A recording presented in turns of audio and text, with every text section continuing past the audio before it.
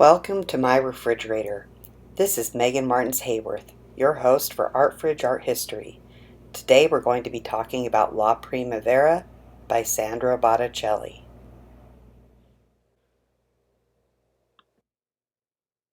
Hello and welcome to Art Fridge Art History with Megan Martins Hayworth. Today we're going to be talking about La Primavera, the Spring, by Sandro Botticelli.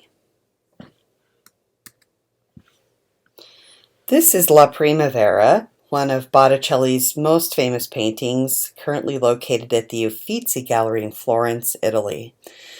Sandro Botticelli is an Italian. This was painted, they think, in the 1480s. It is an early Renaissance painting. It is tempera on panel, and it measures a pretty astonishing 6 feet 8 by 10 feet 4 inches. So it's a very large painting. Tempera is a paint made from egg yolks, so you can only imagine how many egg yolks it would take to cover an almost 7 by 10 feet painting, right? So let's talk a little bit about Sandro Botticelli. We think this is a self-portrait of him. His full name was Alessandro di Mariano Divani Filippi, or it's much easier just to say Sandro Botticelli. Botticelli means little barrel. They think it was just a nickname, but he adopted it, and he is a Florentine from Florence, Italy. So he's an early Renaissance painter, and he did mostly religious paintings and a handful of mythological paintings like the ones we're going to look at. And he's most famous for his secular paintings of classical mythology. The rest of his work is pretty much eclipsed by the painting we're going to look at today, La Primavera, and its kind of sister painting called The Birth of Venus that we'll look at here in a few moments. This is one of the most widely seen artworks in Florence. For example, in 2019, the Uffizi Gallery in Florence had 2.1 million visitors, and this is one of the most popular works in the museum. So this is definitely one of the most famous paintings in Western art history. Let's talk a little bit about what we're looking at here, and we're going to talk about what we think it means.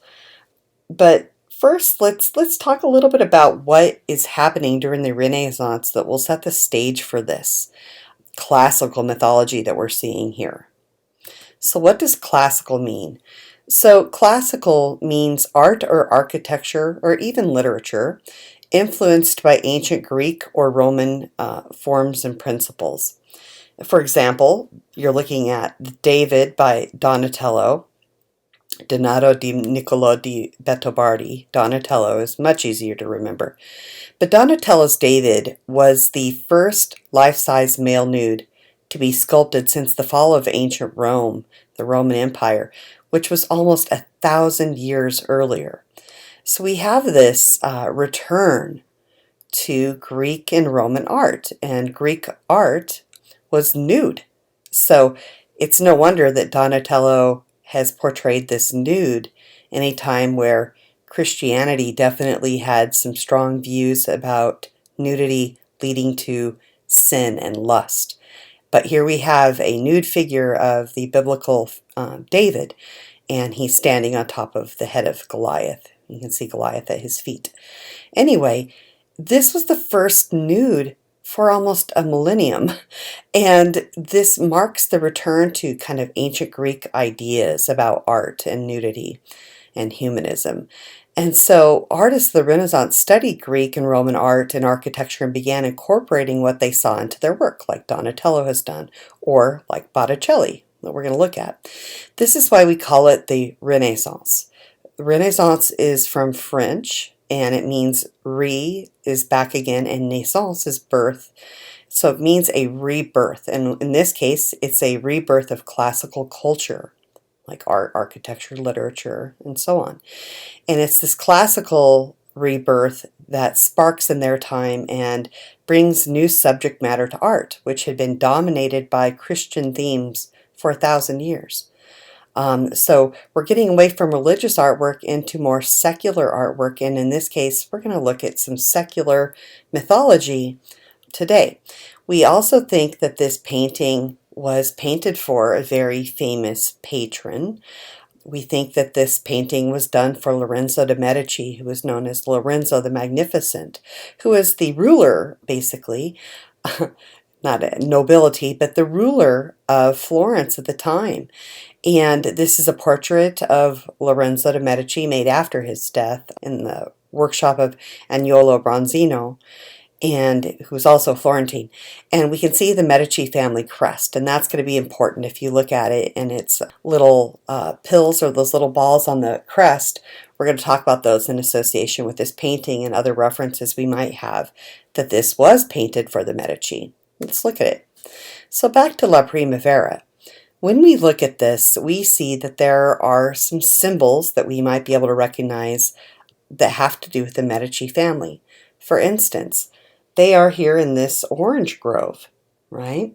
And we see this as maybe a Medici symbol. Those little balls of oranges look similar to the Medici family crest.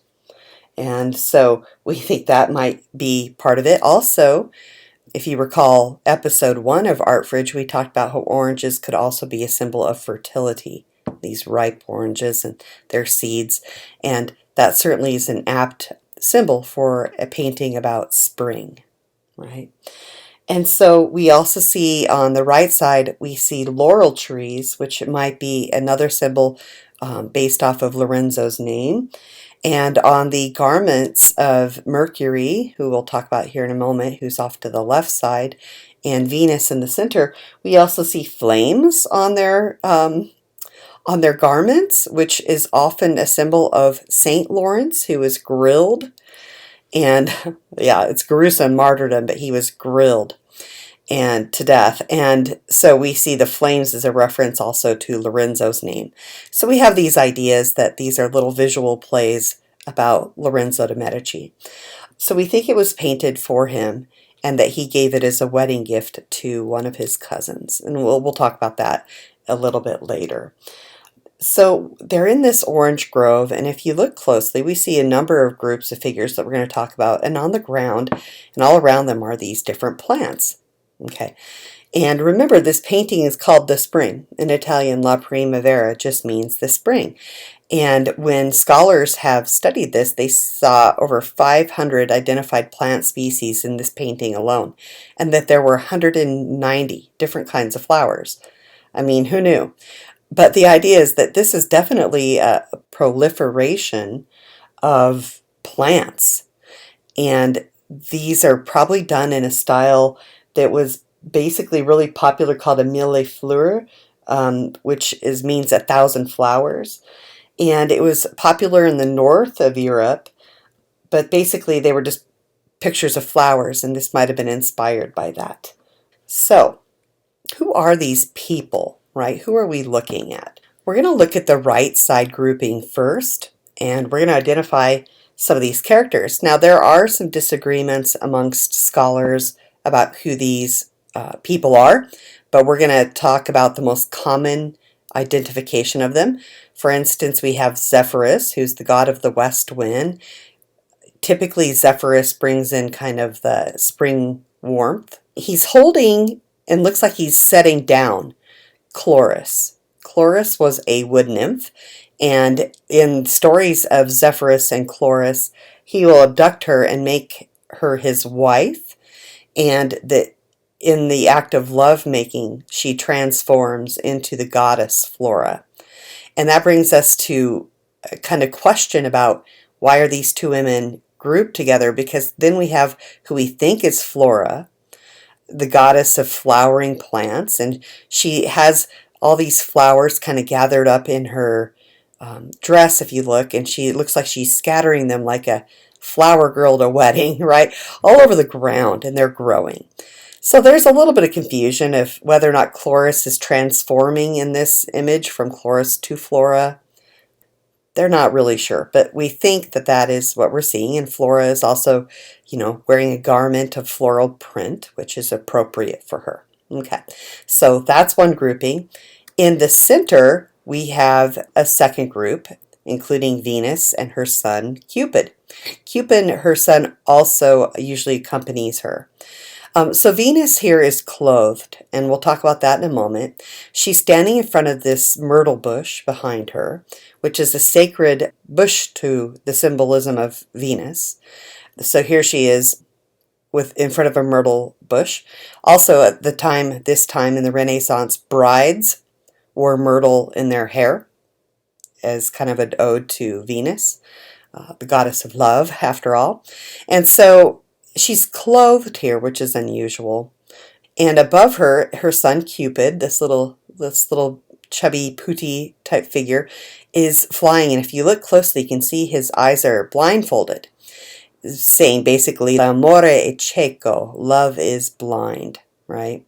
And he's just shooting arrows blindfolded, but he's sure they'll find their mark. So why is that image of Venus a little unusual?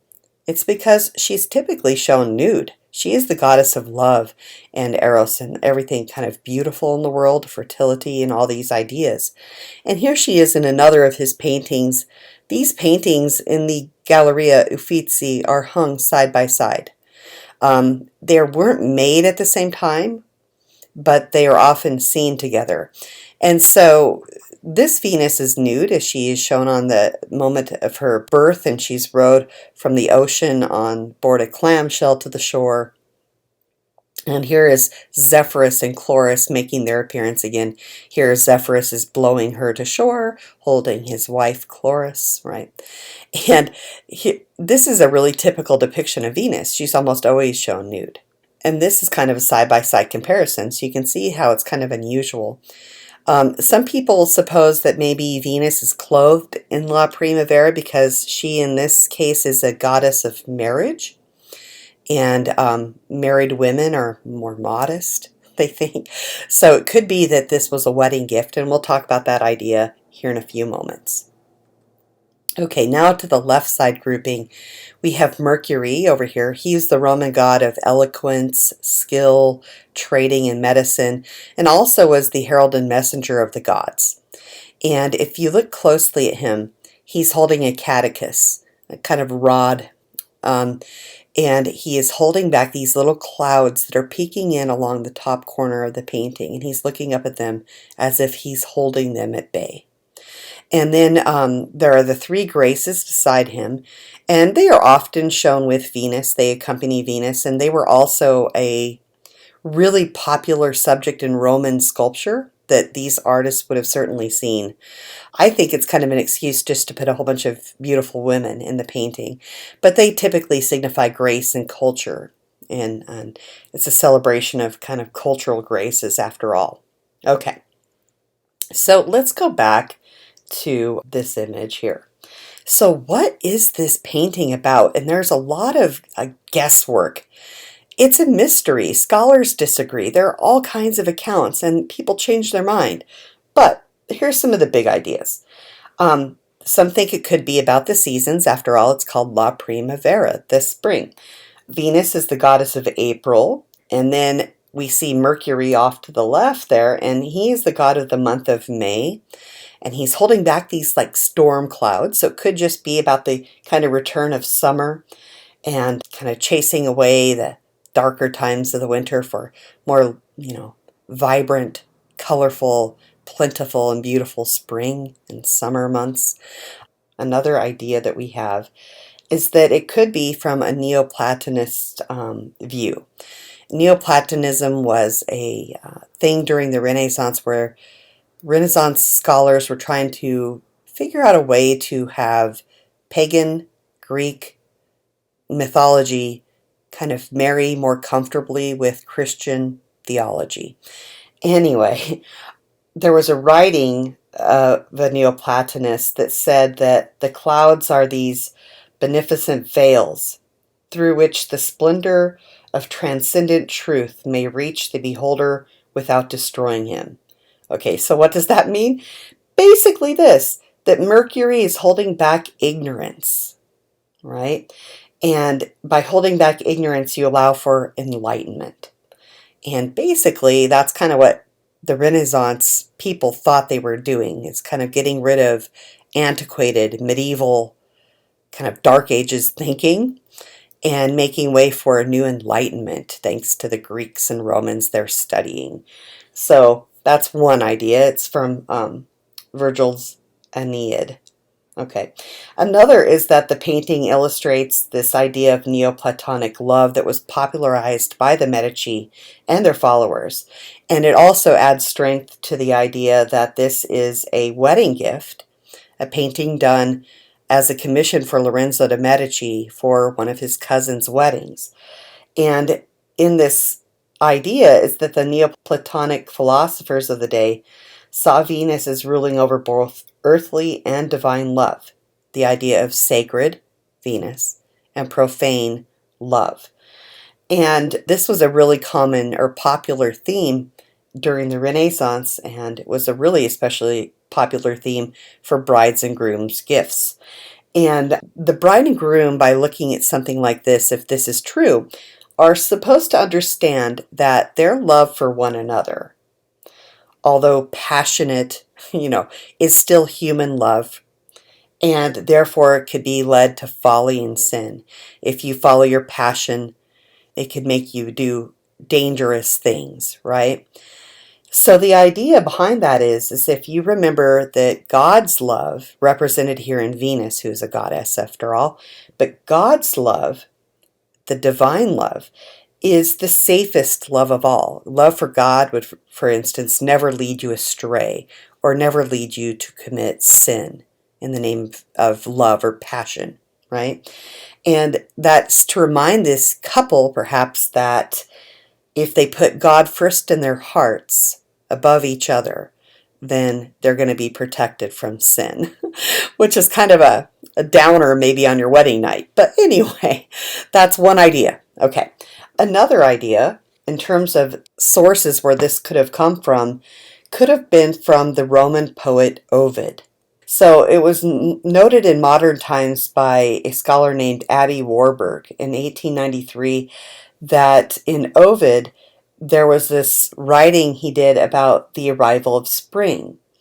And Ovid said that the wood nymph Chloris told how her naked charms had attracted the first wind of spring, Zephyr, and that Zephyr pursued her, and as she was ravished by him, flowers sprang forth from her mouth, and she became transformed into Flora, goddess of flowers. So that might explain why Botticelli has portrayed Chloris's mouth having flowers spilling out of it, right? But that doesn't explain the rest of the painting. So it's possible this came from numerous literary sources, and that Botticelli had help from Medici scholars to kind of come up with this theme, this allegory, from how Botticelli captured the scene. He defied the more popular style that was taking hold at this time, which is leaning towards naturalism. Naturalism just means things that look like they look in the real world. But there's something way more magical to what we're seeing here. It doesn't look like it's the real world. And that, I guess, is why I'm glad he stuck to his own ideas about things instead of following the trends of the time. We get this kind of otherworldly, beautiful scene where all the figures are beautiful and idealized, and definitely there's a poetry to what we're seeing. And it's nice to have a little bit of fantasy, right? Because the real world isn't always very beautiful. So I'm glad we have this idealized, beautiful, weightless, elegant painting. No matter what the meaning during his time, today we get a sense that this is a celebration of beauty, like spring, which is on our doorstep. It's about the return of beauty to the world, of color and of things to celebrate, which pretty much encapsulates the ideas of the Renaissance itself. Thank you for watching Art Fridge Art History. I would appreciate it if you would tell your art-loving friends about my channel. And as my daughter would say, smash that subscribe button if you haven't already. Again, thank you for joining me, and I'll see you next time.